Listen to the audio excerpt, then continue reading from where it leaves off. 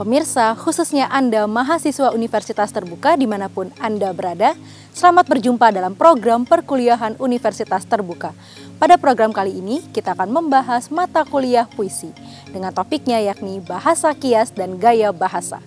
Baiklah pemirsa, selamat mengikuti. Selamat pagi teman-teman semua. Pagi. Pada pertemuan kali ini, kita akan membahas tentang bahasa kias dan gaya bahasa. Nah, materi bahasa kias akan disampaikan oleh Ibu Arini. Kami persilahkan.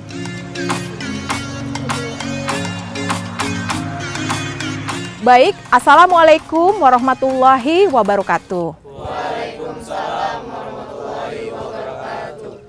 Materi yang akan disampaikan kali ini semua terdapat di dalam modul dan bahasan bahasa kias yang tertuang di dalam modul 4.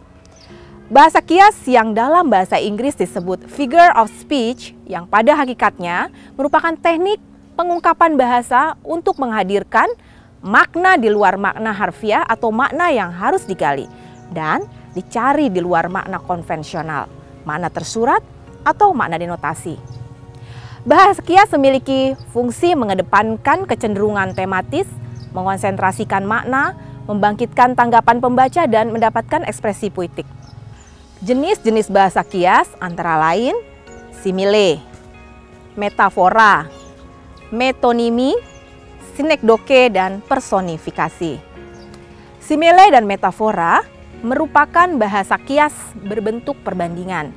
Perbedaannya, perbandingan dalam simile bersifat eksplisit yang ditandai dengan kata-kata bagai, laksana, bagaikan, bak, dan ada kalanya kata bermorfem se, seperti, serupa, lalu seperti, kemudian sebagai. Kita lihat contohnya pada puisi berjudul Kampung yang terdapat dalam modul 4 halaman 4.10. Saya kutipkan di sini, begini puisinya. Hidup di negeri ini seperti di dalam kampung, di mana setiap orang ingin bikin peraturan. Nah, kata seperti di dalam larik ini menjadi penanda majas simile. Berikutnya, metafora. Perbedaan simile dan metafora terletak pada ada tidaknya alat pembanding. Pada metafora tidak terdapat alat atau kata pembanding. Kita lihat berikut contohnya. Saya kutip dari puisi karya Abdul Hadi.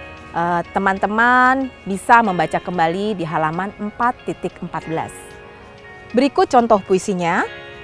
Kau taruh sinar bulan itu di cermin yang sudah dahaga dengan rupamu yang sejak lama. Nah, larik puisi tersebut membandingkan sinar bulan dengan sebuah wajah atau rupa seseorang. Siapapun dari kita pasti tahu bahwa yang suka bercermin adalah manusia atau orang. Jadi sinar bulan di cermin artinya wajah seseorang. Diperjelas dengan kata rupamu. Selanjutnya, gaya bahasa atau majas metonimi, yakni gaya bahasa kias atau bahasa kias yang memanfaatkan atribut, ciri atau sifat-sifat suatu benda sebagai pengganti.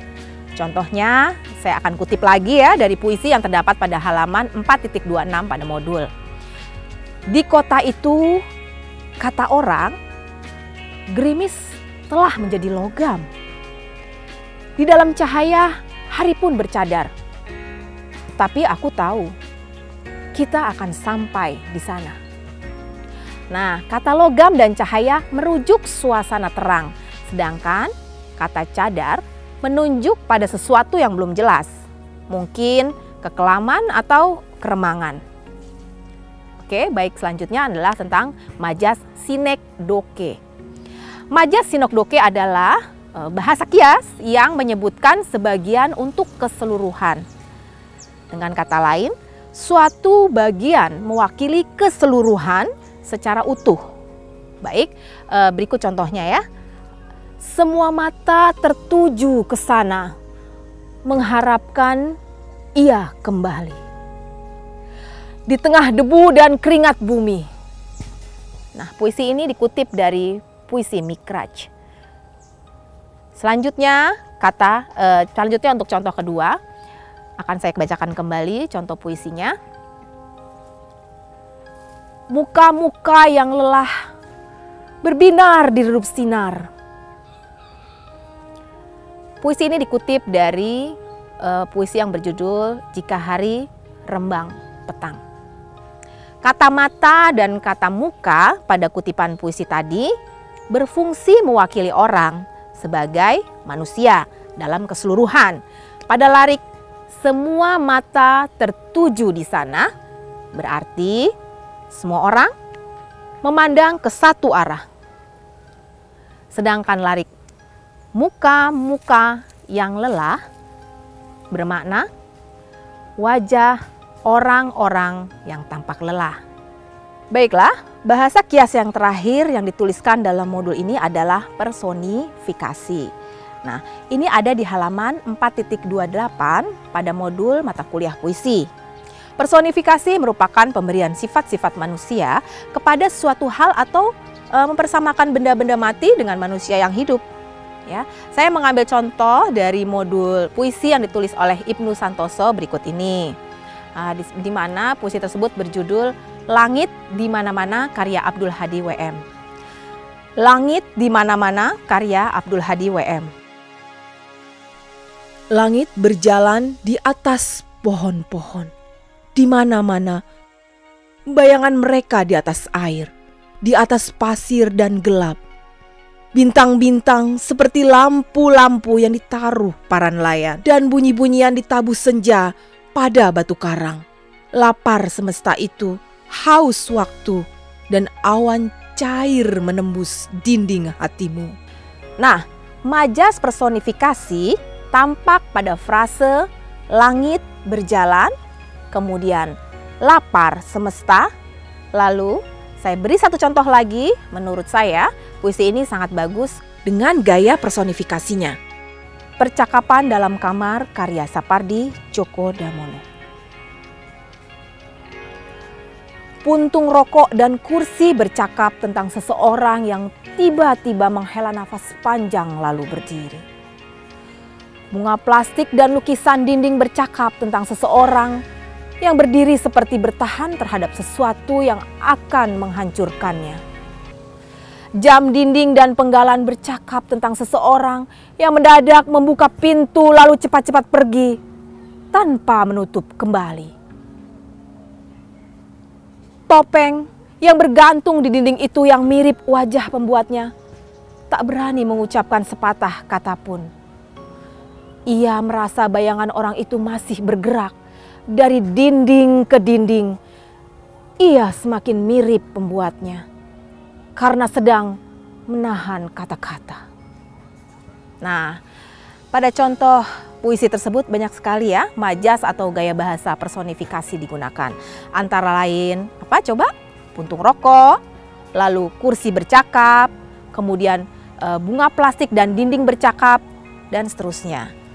Jadi menurut saya memang yang dinamakan majas personifikasi adalah majas yang membandingkan benda mati yang bergerak seolah-olah seperti manusia atau benda hidup lainnya. Baiklah, demikian pembahasan saya tentang bahasa kias. Semoga dapat dipahami dengan baik. Terima kasih. Wassalamualaikum warahmatullahi wabarakatuh. Baik, saya kembalikan kepada moderator. Baik, terima kasih Bu Arin. Silakan duduk. Terima kasih. Ya. Pemirsa, baru saja kita membahas mengenai bahasa kias. Nah pemirsa, selanjutnya kita akan membahas materi berikutnya, yakni gaya bahasa. Selamat mengikuti. Baik teman-teman, kita lanjutkan dengan presentasi kedua oleh Ibu Audi. Kami persilakan. Teman-teman, tadi Bu Arin telah mempresentasikan materi tentang bahasa kias. Sekarang, saya akan mempresentasikan tentang gaya bahasa. Materi ini terdapat pada modul 7, mata kuliah puisi. Berdasarkan Kamus Linguistik dan Kamus Besar Bahasa Indonesia, gaya bahasa memiliki beberapa pengertian. Pertama, pemanfaatan atas kekayaan bahasa seseorang dalam bertutur atau menulis. Kedua, pemakaian ragam tertentu untuk mendapatkan efek-efek tertentu. Ketiga, keseluruhan ciri bahasa sekelompok sastra. Dan yang keempat adalah cara khas menyatakan pikiran dan perasaan dalam bentuk tertulis atau lisan. Gaya bahasa memiliki fungsi diantaranya adalah untuk menggambarkan dan membangkitkan kesan dan suasana tertentu. Puisi pada umumnya merupakan hal yang abstrak, asing, terkadang berupa hal-hal yang tidak masuk akal. Oleh karena itu, penyair berusaha memilih dan mengambil pembanding dalam rangka mengkonkretkan dengan menggunakan sebuah gaya bahasa. Fungsi yang kedua, membangkitkan kesan dan suasana tertentu. Di dalam membaca puisi, seseorang tidak bisa menghindar dari keterlibatan unsur indrawi. Kata-kata dan kalimat dalam puisi yang mampu membangkitkan pengalaman indrawi pada akhirnya dapat menumbuhkan kesan dan suasana tertentu dalam diri pembaca. Disinilah gaya bahasa menunjukkan perannya. Mari kita lihat contoh fungsi gaya bahasa di dalam puisi. Namun, sebelum itu, kita akan cermati jenis-jenis gaya bahasa dalam puisi. Di antaranya paralelisme, anafora, klimaks dan antiklimaks, polisindenton dan asindenton, serta antitesis. Paralelisme merupakan penggunaan bentuk bagian-bagian kalimat atau kalimat yang memiliki struktur gramatikal dan memiliki fungsi yang kurang lebih sama secara berurutan.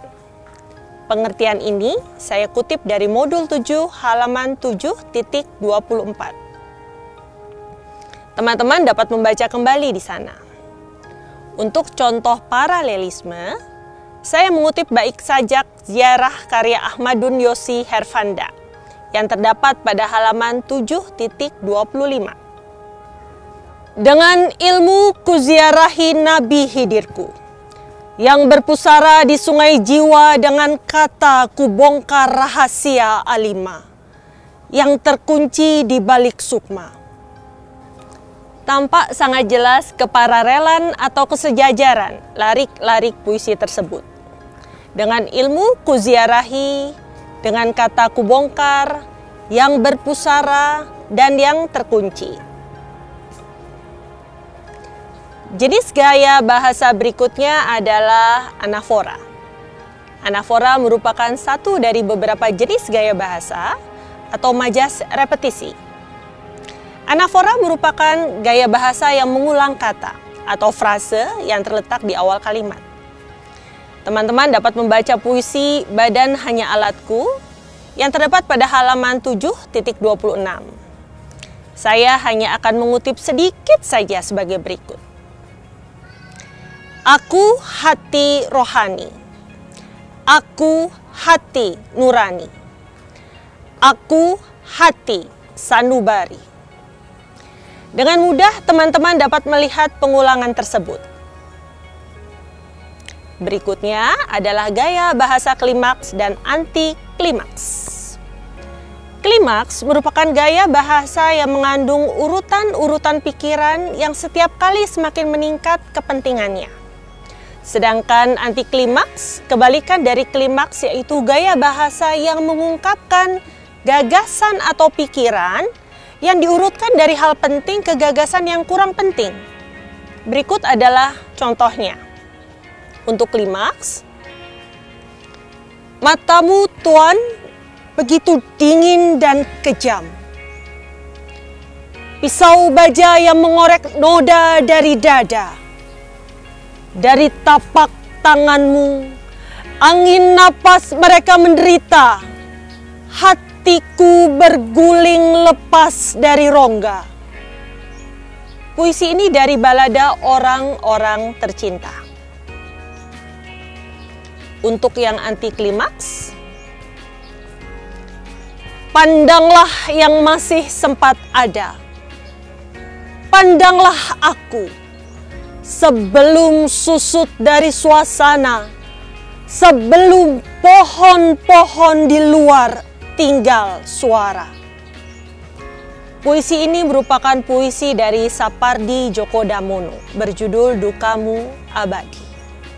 Teman-teman, karena waktu telah habis, maka kami cukupkan sajian ini. Untuk contoh gaya bahasa berikutnya, dapat teman-teman baca pada sajian akhir modul 7. Selamat belajar. Wassalamualaikum warahmatullahi wabarakatuh. Waalaikumsalam warahmatullahi wabarakatuh. Untuk berikutnya, saya kembalikan kepada moderator. Baik, terima kasih Ibu Audi. Silakan kembali ke tempat. Mari kita beri tepuk tangan untuk kelompok penyaji.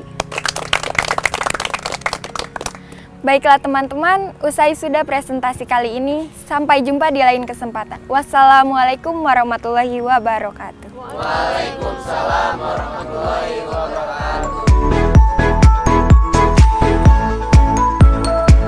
Pemirsa, khususnya Anda mahasiswa Universitas Terbuka dimanapun Anda berada, itulah tadi pembahasan kita mengenai mata kuliah puisi dengan topiknya bahasa kias dan gaya bahasa. Semoga materi yang kami sampaikan tadi dapat bermanfaat bagi Anda. Sampai di sini dulu perjumpaan kita, selamat belajar dan sukses selalu.